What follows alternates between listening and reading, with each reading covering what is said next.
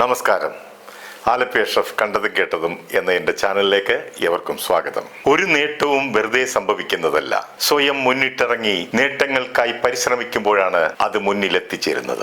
നമ്മുടെ കഴിവിൽ വിശ്വാസം വരുമ്പോഴാണ് വിജയം തുടങ്ങുന്നത്. പറയുന്നവരെക്കാൾ ചെയ്യുന്നവരാണ് ചരിത്രം കുറിക്കുന്നത്. ചെറിയ മുന്നേറ്റം പോലും വലിയ മാറ്റത്തിന്റെ തുടക്കമാകാം. സംവിധായകൻ അഖിൽ സത്യന്റെ സർവം മായ എന്ന ചിത്രത്തെക്കുറിച്ചും അദ്ദേഹത്തിന്റെ പിതാവ് സത്യൻ അന്തിക്കാടിന്റെ സിനിമാ ഉയർച്ചയുടെ നാൾവഴികളിൽ ചിലതുമാകട്ടെ ഈ എപ്പിസോഡ്.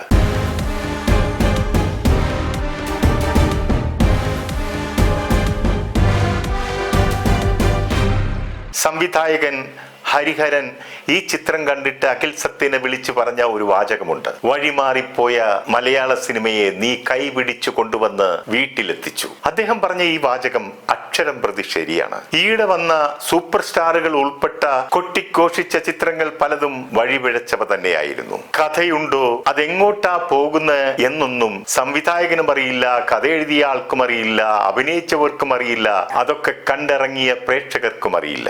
ആ സന്ദർഭത്തിലാണ് തിയേറ്ററുകളിൽ മായാജാലം തീർത്തുകൊണ്ട് സർവം മായ എത്തുന്നത്. മറ്റൊരു സംഗതി എന്താണെന്ന് വെച്ചാൽ, നിവിൻ പോളി എന്ന നടൻ കച്ചവടമെല്ലാം പൊട്ടിത്തകർന്ന് കടയ്ക്ക് ഷട്ടറിട്ട് താഴിട്ട് പൂട്ടാൻ സമയമായപ്പോൾ വന്നു കയറിയ മഹാഭാഗ്യമാണ് ഈ 100 കോടിയുടെ കച്ചവടം. സർവം മായ നിവിൻ പോളിയുടെ 100 കോടിയിലെത്തിയ ആദ്യ ചിത്രമാണ്. ഇപ്പോൾ കേൾക്കുന്നത് ഈച്ച അടിച്ചുകൊണ്ടിരുന്ന നിവിൻ പോളിക്ക് ഇനി 2 വർഷത്തേക്ക് ഡേറ്റ് ഇല്ല എന്നാണ്. സാധാരണ പ്രേത കഥകളിലെ പോലെ കരിമ്പൂച്ച ചാടി വരുന്നതോ പട്ടി ഓലിയിടുന്നതോ മുടി പാറി പറത്തി പേടിപ്പിക്കുന്ന അട്ടഹാസവുമായി വെള്ള സാരിയും ഉടുത്തു വരുന്ന പ്രേതങ്ങളോ അങ്ങനെ ഭയം ജനിപ്പിക്കുന്ന പരമ്പരാഗതമായ പ്രേതകഥകളിൽ നിന്നൊക്കെ വ്യത്യസ്തമായി ഒരു റൊമാന്റിക് പ്രേതകഥ, ഹൃദയസ്പർശിയായ ഒരു ഹൊറർ കോമഡി സിനിമ കണ്ടും കേട്ടും വളർന്ന് സർവവും സിനിമമയമായ അന്തരീക്ഷത്തിൽ പിതാവിന്റെ പാത പിന്തുടർന്ന് വന്ന മകനാണ് സംവിധായകൻ സത്യൻ അന്തിക്കാടിന്റെ പുത്രനായ അഖിൽ സത്യൻ. ഈ ചിത്രം കണ്ടിറങ്ങിയ പ്രേക്ഷകരിൽ പലരും പറയുന്നുണ്ട്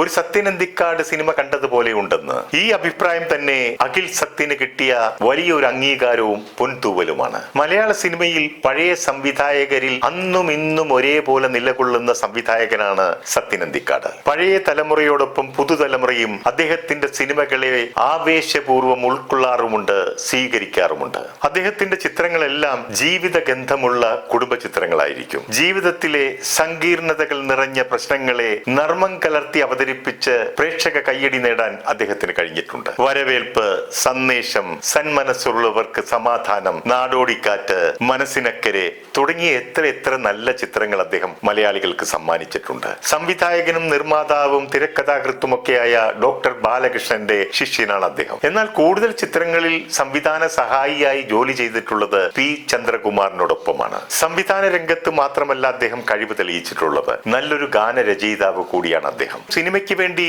100-ലേറെ ഗാനങ്ങൾ അദ്ദേഹം രചിച്ചിട്ടുണ്ടെങ്കിലും എന്നാൽ ആദ്യമായി ശ്രദ്ധിക്കപ്പെട്ട ഗാനം 1976 ജേസി സംവിധാനം ചെയ്ത സിന്ദൂരം എന്ന ചിത്രത്തിലെ ഒരു നിമിഷം തരൂ നിന്നിലലിയ, ഒരു യുഗം തരൂ നിന്നെ അറിയാ, നീ സ്വർഗരാഗം ഞാൻ രാഗമേഘം എന്ന മനോഹരമായ ഗാനം A.T. ഉമ്മറിന്റെ സംഗീത സംവിധാനത്തിൽ സത്യൻ അന്തിക്കാടിന്റെ വരികൾക്ക് യേശുദാസിന്റെ ആലാപനം കൂടിയായപ്പോൾ ശ്രോതാക്കൾ അതിനെ ഏറ്റെടുത്ത് മനസ്സിൽ താലോലിച്ചു. ഈ ഗാനം ഇന്നും എവർഗ്രീനായി നിലനിൽക്കുന്നു. അദ്ദേഹത്തിന്റെ പ്രണയ കാലഘട്ടത്തിലാണ് ഈ ഗാനം എഴുതുന്നത്. ആ പ്രണയം ഈ ഗാനത്തിലും ഒളിഞ്ഞു കിടപ്പുണ്ട്. ആ നീല മിഴികളിൽ ഒരു നവസ്വപ്നമായി നിർമ്മലേ എൻ അനുരാഗം തളിർത്തുവെങ്കിൽ എന്ന വരികൾ അദ്ദേഹത്തിന്റെ ഭാര്യ നിമ്മിയെ ഓർത്തുകൊണ്ട് എഴുതിയ വരികളാണെന്നാണ് പറയപ്പെടുന്നത്. ഇതുപോലെ തന്നെ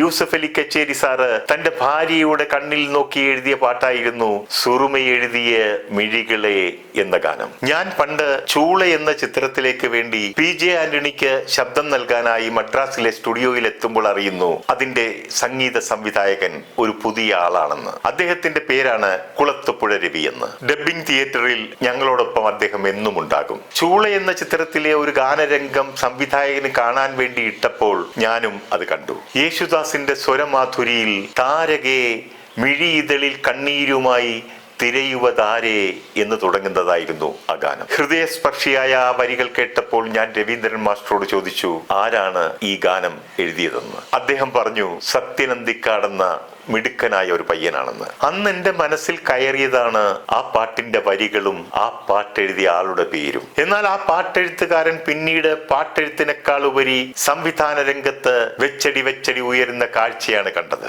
മലയാള സിനിമയിൽ മുടക്കുമുതലും ലാഭവും ഉറപ്പുള്ള ഒരു സംവിധായകനായി അദ്ദേഹം മാറി. ഒരിക്കൽ സൗത്ത് ഇന്ത്യയിലെ ഏറ്റവും വലിയ ഫൈനാൻസറും നിർമ്മാതാവുമായ RB ചൗധരി എന്നോട് പറഞ്ഞു, അഷ്റഫ്, നീ ഒരു 6 പടം കണ്ടിന്യൂസ് ആയിട്ട് പ്ലാൻ ചെയ്യുക, 6 സംവിധായകരുടെ ഡേറ്റ് വാങ്ങുക, മുഴുവൻ ഫൈനാൻസും ഞാൻ നൽകാം. അതനുസരിച്ച് ഞാൻ ആദ്യ ചിത്രം പ്ലാൻ ചെയ്തത് പ്രിയദർശനെ വെച്ചായിരുന്നു, ഒരു മുത്തശ്ശിക്കഥ എന്ന ചിത്രം. അപ്പോൾ ചൗധരി സാർ എന്നോട് പറഞ്ഞു, നീ ആദ്യ ചിത്രം സത്യനന്ദിക്കാടിനെ കൊണ്ട് ചെയ്യിക്കുക, കാരണം നിന്റെ മുടക്ക് മുതലും ലാഭവും ഗ്യാരണ്ടി ആയിരിക്കും. രണ്ടാമത്തെ ചിത്രം നീ വേണമെങ്കിൽ പ്രിയദർശനെ കൊണ്ട് ചെയ്യിച്ചോളൂ. എന്നാൽ ഞാൻ പ്രിയനോട് പറഞ്ഞു പോയ വാക്ക് പാലിക്കുന്നതിന് വേണ്ടി അദ്ദേഹത്തെ സമ്മർദ്ദത്തിലാക്കി ഞാൻ സമ്മതിപ്പിച്ചു. അതെന്റെ ജീവിതത്തിനെ പ്രതിസന്ധിയിലാക്കുമെന്ന് അന്ന് ഞാൻ തിരിച്ചറിഞ്ഞില്ല. പിന്നീട് ഒരിക്കൽ ലിബർട്ടി ബഷീർക്ക എന്നെ വിളിച്ചു പറഞ്ഞു, സത്യനന്ദിക്കാടിന്റെ ഒരു ഡേറ്റ് വാങ്ങിച്ചു കൊടുക്കാമെങ്കിൽ ആ വാങ്ങിച്ചു തരുന്ന ആൾക്ക് ഒരു 3 ലക്ഷം രൂപ കൊടുക്കാമെന്ന്. ഇതൊക്കെ ഞാൻ ഇവിടെ പറയാനുള്ള കാരണം സത്യനന്ദിക്കാടിന്റെ സിനിമാ ബിസിനസ്സുകാർക്കിടയിലുള്ള വാല്യൂ മനസ്സിലാക്കാൻ വേണ്ടിയാണ്. ഫഹദ് ഫാസിൽ ഉയർച്ചയിലേക്ക് കടന്നു വരുന്ന കാലഘട്ടത്തിൽ പുതുമുഖ സംവിധായകരുടെ പടത്തിൽ മാത്രം അഭിനയിക്കുന്ന സമയം ഒരു ദിവസം പാച്ചിക്കയുമായി ഇരിക്കുമ്പോൾ ഫഹദ് സിനിമ തിരഞ്ഞെടുക്കുന്നതിനെ കുറിച്ചുള്ള ചർച്ച വന്നു. അപ്പോൾ ഞാൻ പാച്ചിക്കയോട് പറഞ്ഞു, സത്യനന്ദിക്കാടിന്റെ സിനിമയിൽ അഭിനയിച്ചാൽ കുടുംബ പ്രേക്ഷകരിലേക്ക് പെട്ടെന്ന് കടന്നു ചെല്ലാം. എന്റെ വാക്കുകൾ ഗൗരവമായി അദ്ദേഹം സ്വീകരിക്കുകയുണ്ടായി. മലയാള സിനിമയിലെ എവർഗ്രീൻ സംവിധായകൻ തന്നെയാണ് സത്യനന്ദിക്കാട്. ഏതു കൊലകൊമ്പൻ ആർട്ടിസ്റ്റും അദ്ദേഹത്തിന് കണ്ണും പൂട്ടി ഡേറ്റ് കൊടുക്കും. സിനിമയിൽ അദ്ദേഹത്തിന് ക്ലീൻ ഇമേജ് ആണുള്ളത്. വിവാദ വിഷയങ്ങളിൽ നിന്നൊക്കെ കഴിവതും ഒഴിഞ്ഞു നിൽക്കാറാണ് പതിവ്. സിനിമാ മേഖലയിൽ ആരെക്കുറിച്ചും അദ്ദേഹം മോശമായ അഭിപ്രായ പ്രകടനങ്ങളൊന്നും നടത്താറില്ല. ഒരിക്കൽ ഭരത് ഗോപിച്ചേട്ടൻ എന്നോട് പറഞ്ഞു, സത്യനന്ദിക്കാടിന്റെ ചില സിനിമകൾ കണ്ടു കഴിഞ്ഞപ്പോൾ ഞാൻ സത്യനെ വിളിച്ചു പറഞ്ഞു, സത്യന്റെ പടത്തിൽ അഭിനയിക്കാൻ എനിക്ക് വളരെയധികം ആഗ്രഹമുണ്ട് എന്ന്. അദ്ദേഹം അടുത്ത ചിത്രത്തിൽ തന്നെ എന്നെ ഉൾപ്പെടുത്തുകയും ചെയ്തു. ഗോപിച്ചേട്ടന് പക്ഷാഘാതം പിടിപെട്ട് ചികിത്സയിലായിരുന്ന സമയമായിരുന്നു അത്. അതുപോലെ തന്നെ ആദ്യകാലത്തിലെ ഒരു ചോക്ലേറ്റ് നായകൻ ശ്രീനിവാസനുമായി അടുപ്പമുണ്ടായിരുന്ന ആൾ ശ്രീനിവാസനോട് പറഞ്ഞു, എനിക്ക് സത്യനന്ദിക്കാടിന്റെ ഒരു പടത്തിൽ അഭിനയിക്കാൻ ഒരു അവസരം തരപ്പെടുത്തി തരണമെന്ന്. ശ്രീനിവാസൻ അത് ഞാൻ ശരിയാക്കാം എന്ന് വാക്കും കൊടുത്തു. ശ്രീനി ഈ വിവരം സത്യനന്ദിക്കാടിനെ ധരിപ്പിക്കുന്നു. അയാൾക്ക് പറ്റുമെങ്കിൽ ഒരു വേഷം കൊടുക്കണമെന്ന് പറഞ്ഞു. അപ്പോൾ സത്യനന്ദിക്കാട് പറഞ്ഞ ഒരു മറുപടി ഉണ്ട്, നമ്മൾ അയാൾക്കൊരു വേഷം കൊടുത്തത് കൊണ്ട് അത് അയാൾക്കൊരു ഗുണം ചെയ്യുമെന്ന് തോന്നുന്നില്ല, മാത്രമല്ല അത് നമുക്ക് ദോഷം ചെയ്യുകയും ചെയ്യും. ശ്രീനിവാസന് മറവും തിരിവും ഒന്നുമില്ലല്ലോ, അത് അപ്രകാരം തന്നെ അയാളെ അറിയിച്ചു. അയാൾ തന്നെയാണ് വളരെ വിഷമത്തോടെ ഇക്കാര്യം എന്നോട് പറഞ്ഞത്.